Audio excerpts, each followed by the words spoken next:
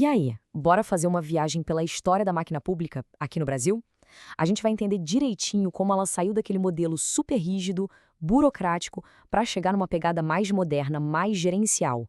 Esse é um daqueles temas que, olha, sempre cai em prova, então é fundamental dominar. Vamos nessa? A pergunta que vai guiar a nossa conversa é exatamente essa. Como é que o Estado, essa estrutura gigante, se adapta com o passar do tempo para atender a gente, a sociedade? Sacar essa dinâmica não é só para passar em concurso não, hein? É para entender como o nosso país funciona de verdade. Bom, nossa jornada começa lá na década de 1930. O Brasil estava mudando a todo vapor e o Estado, claro, não podia ficar para trás. Foi aí que rolou a primeira grande tentativa de organizar a administração pública de um jeito mais profissional, mais centralizado. E o grande marco dessa época foi a criação do DASP. Pensa só, pela primeira vez na história do Brasil, a gente estava implementando um sistema baseado no mérito, com concurso público, para tentar acabar com aquele clientelismo, o famoso QI. A ideia era a burocracia no seu melhor sentido, regras claras e gente profissional para organizar a máquina. Só que aí, com a queda do Vargas em 45, o projeto foi perdendo força e, bom, as velhas práticas de apadrinhamento político voltaram com tudo. A semente da modernização estava lá, plantada, mas o caminho ainda ia ser longo, viu? A partir daqui, a história é uma busca sem fim por mais agilidade e, principalmente, por resultados. O foco começa a sair um pouco das regras e aí mais para o serviço que é entregue para o cidadão. Olha só essa linha do tempo. Ela mostra bem os altos e baixos dessa jornada. Começa lá nos anos 30 com o DASP. Aí em 67 vem o Decreto-Lei 200, tentando dar uma agitada, trazer mais dinamismo. Mas o ponto de virada mesmo, e aqui é curioso, foi a Constituição de 88. Apesar de todos os avanços democráticos, ela acabou criando um certo engessamento burocrático. E foi isso que preparou o terreno para a grande mudança de 1995, o PDRAE, a virada de chave para o modelo gerencial. Vamos dar um zoom no que aconteceu em 88. A Constituição, ao mesmo tempo que fortaleceu o controle, a legalidade, ela também criou umas amarras. Para criar um órgão agora precisava de lei. O regime jurídico único virou obrigatório para todo mundo. A administração indireta perdeu flexibilidade.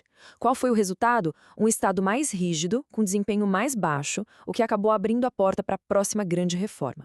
E aqui está ela, a reforma de 95 com o PDRAE. O ponto-chave aqui é a mudança de mentalidade. Pela primeira vez, de forma clara, o discurso oficial coloca o cidadão no centro de tudo. Não adiantava mais só seguir a regra, era preciso entregar um serviço de qualidade, com eficiência e com um custo menor. Essa, gente, é a alma da administração pública gerencial.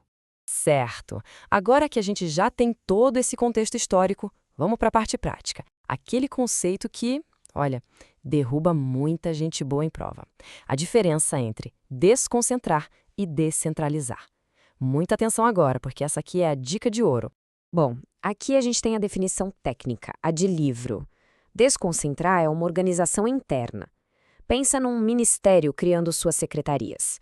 Tá tudo dentro da mesma casa, da mesma pessoa jurídica e tem hierarquia. Já descentralizar é passar o serviço para outra entidade, tipo uma autarquia. Aí não tem um chefe, mas sim uma relação de supervisão, o que a gente chama de vinculação. Entendido? Agora vamos simplificar isso de um jeito que ninguém mais esquece. E o segredo está aqui. Simples assim. É só guardar a letra O. Desconcentração cria um órgão. É o O com O. E para fechar o raciocínio, o par perfeito. O E de descentralização te lembra de ente. É o E com E. Se memorizar essa duplinha, O com órgão e E com ente, a chance de errar na prova, despenca. E para visualizar de vez, pensa que desconcentrar é arrumar o armário que já existe. Você cria pastas, divisórias, mas continua tudo dentro do mesmo móvel. Agora, descentralizar é ir na loja e comprar um armário novinho em folha, separado para colocar as coisas. Um está dentro da estrutura, o outro é uma peça nova no ambiente. Beleza. Com a dica na mão, vamos ver como usar isso para resolver as questões.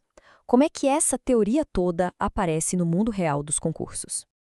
Essa tabela aqui organiza tudo. A criação de um ministério é um exemplo clássico de desconcentração.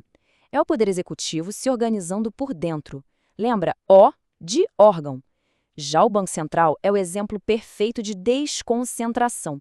Ele é uma autarquia, um ente com CNPJ próprio, que está ligado à União, mas não é subordinado, e de ente. Então, na hora da prova, o checklist mental é este aqui. Primeiro passo.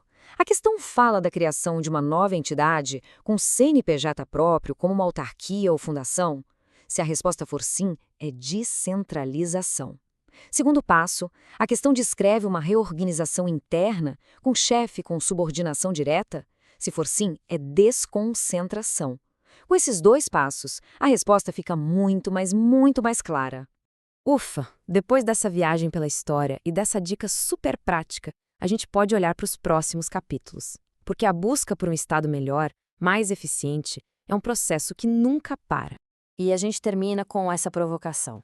Desde o DASP até os dias de hoje, o grande desafio continua sendo o mesmo, né? Como é que a gente constrói uma máquina pública que consegue ser, ao mesmo tempo, eficiente com o dinheiro público e também promotora da justiça social? A resposta para essa pergunta está sendo escrita agora. Entender todo esse passado é o primeiro passo para a gente ajudar a construir esse futuro. Se considerou este conteúdo relevante, inscreva-se no canal para ter acesso a mais materiais voltados à preparação para concursos.